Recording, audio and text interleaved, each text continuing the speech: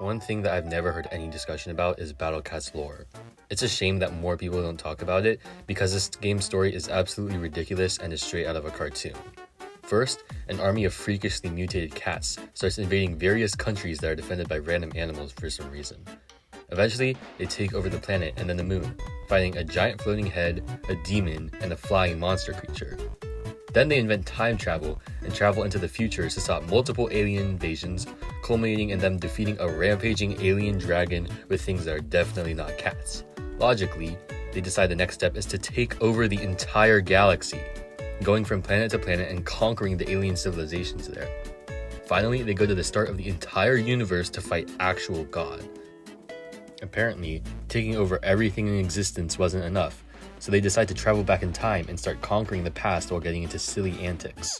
They fight their way into Alcatraz to break out a 12-year-old magic-using girl and her oversized dog, fight an actual zombie apocalypse and a famous movie star possessed by a primordial spirit, break into the equivalent of Area 51 and collect various allies along the way.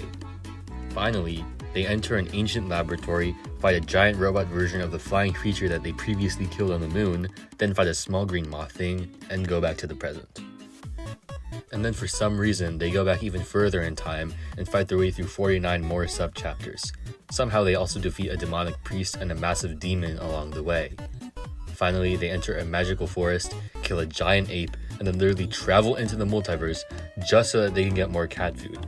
And if you thought that was weird, they end up going to another magic forest to kill this experimental creature designed to be the perfect life form. Its creator goes insane because of a magic stone, and she tries to kill the cats by absorbing the energy of the aforementioned magical forest. Then, while on their journeys through the multiverse, the cats encounter even more enemies, all from different worlds, including flesh-eating demons, mythical dream-eating monsters, angels, giant wizard zombies, and actual human people. And this isn't even talking about the crazy lore of the units. There are cats with weapons that can destroy galaxies, a god who can control all life and can undo it whenever she pleases, the omniscient personification of a cosmic supernova, an extra-dimensional reality warper, a literal black hole, and a wormhole-manipulating thermonuclear orbital satellite cannon. Why are we talking about one of every Pokemon versus 1 billion lions when we should actually be talking about one of every Battle Cat versus 1 billion lions? And remember, all of this is official. Now, most of the lore in this game is unrelated to the main story levels, the Legend stages. In fact, in Stories of Legends, the first saga of the game, the story has nothing to do with the actual gameplay. But as time went on, the theming of the levels became more in-depth. Ponus' level design became smarter and more creative. The stages went from generic and repetitive to unique and interesting. They invented gimmick stages, boss rush stages, and explored enemy dynamics. Although the final boss was pretty terrible, the overall experience was positive. The same thing can generally be said about the next saga, Uncanny Legends. It honestly started off pretty bad, but after a disappointing boss fight, Ponos finally learned how to make some good sub-chapters, and even spiced it up by giving each sub-chapter its own little gimmick. Despite some questionable level design at the end, they managed to finish UL off with an amazing boss fight. And UL is a lot more connected to the lore of this game than Stories of Legends. There's a human catification project, the Aku Altar Seal, and the fight with Irini and Ancient Forest Labyrinth. But Zero Legends blows that out of the water. This latest saga in the Battle Cats dives deep into the story. The Zero World is a dimension-transcending realm that features enemies that are only supposed to be used for special limited time events.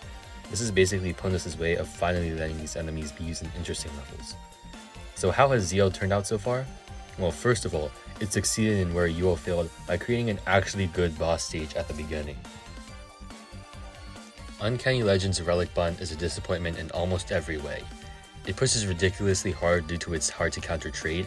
The stage is also incredibly simple, so simple that there is barely anything to talk about. It almost feels like Socrates Light.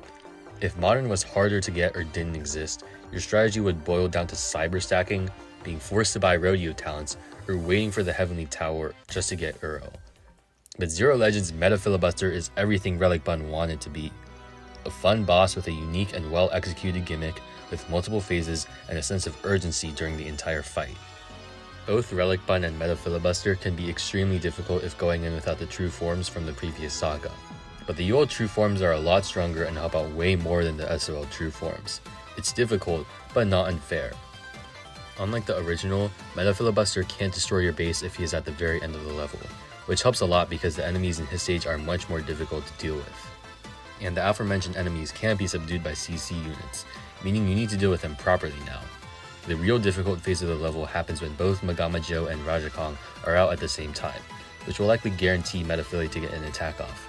From there, you need to kill Rajakong and then kill Magama Joe before Metaphily destroys your base. I could honestly make a whole video over analyzing the stage, but we need to move on for now.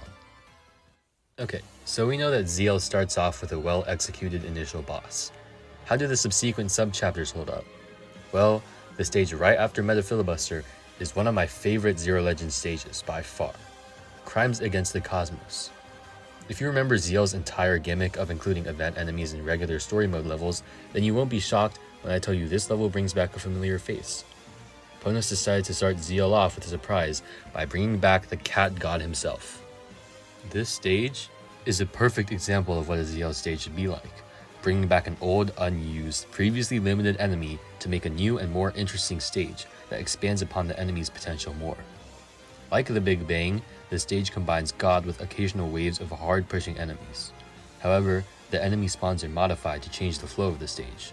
In the Big Bang, the time between enemy waves is a lot longer, allowing you to rush down God to gain some more ground or potentially kill him.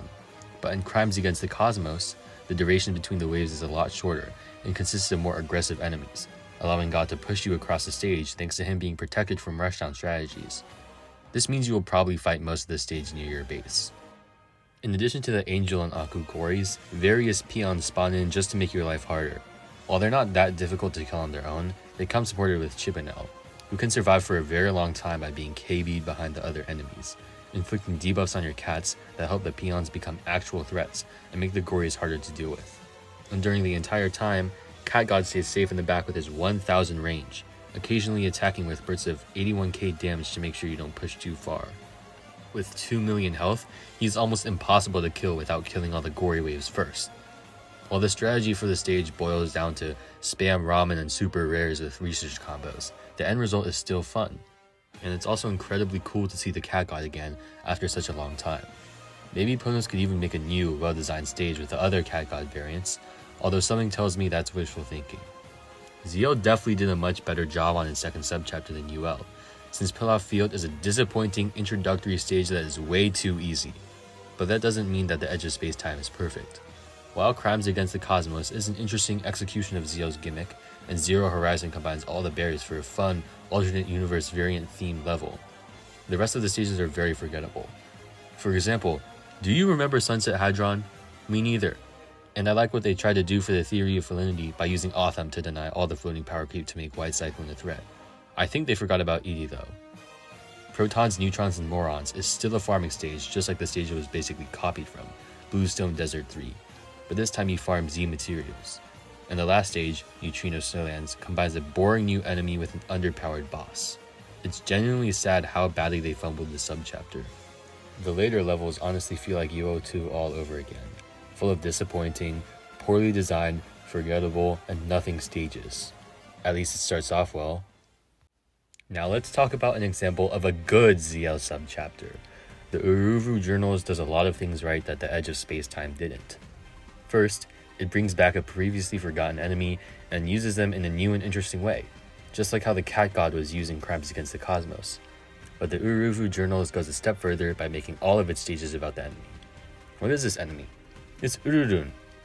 In all of the stages, she has split magnification, which shows that Ponos cared enough to make sure her damage wasn't too low and her health was too high. The subchapter only has 4 stages, but it uses them well. I think it's a good choice, since making 6 might compromise the quality. The first and second stages, Extra Natives and Hard Luck Homestay, are both designed similarly. Ururun stays at the back to help support the aggressive enemies up front. Gokurako and Aros are in the first, while there are alien and black threats in the second. Next up is Owl Fishing, with a combo of Winged Piggy and Dolphina. The stage feels like NRF because Winged Piggy's Omni range of 340 and Dolphina's LD range of 350 to 650 cover almost all of your units, while Urun stays at the back to add pressure. Doesn't help that Dolphina is 200% and there are Gokurakos and Angel Gories in the stage too. The only compensation is that the enemies don't all spawn at the same time, so you don't have to cyber stack it. Finally, there's Sacrifice Apprenticeship. What is the perfect enemy to combine with Ururun? Ulala, of course.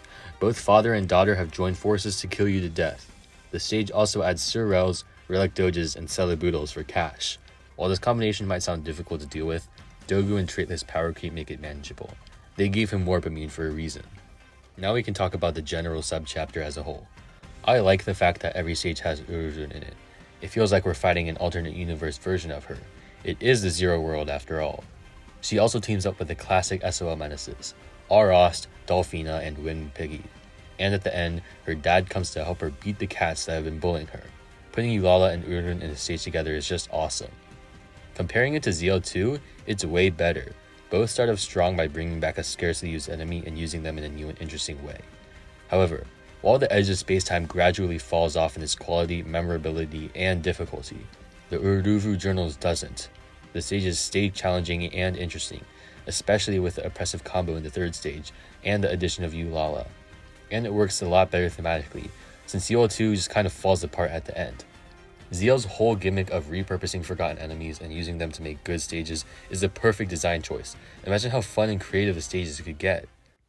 Okay, well, I know ZL7's gimmick of copy-pasting the stages and changing one enemy isn't exactly fun. ZL8 is completely unmemorable, and Soractes is an atrocious boss that completely ruins ZL9. But I'm sure Ponus will get the rest of ZL right. I mean, they have 2 whole sagas worth of stage design experience under their belt. But guess what? They proved me wrong once again. For some godforsaken reason, they decided to just stop using event enemies. Why? I have no idea. Maybe they're using all their stage designing brainpower to try and not make the next ZL boss a complete garbage dump.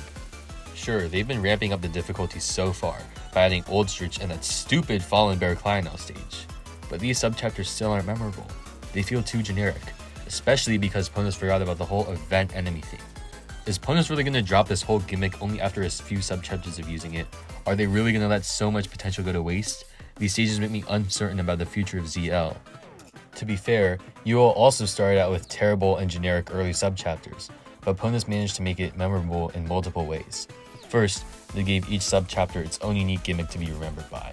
And then, they introduced a whole new set of enemies to play with. Instead of adding just one enemy per subchapter, which barely does anything for memorability at all, they added several, the Akus and the Behemoths.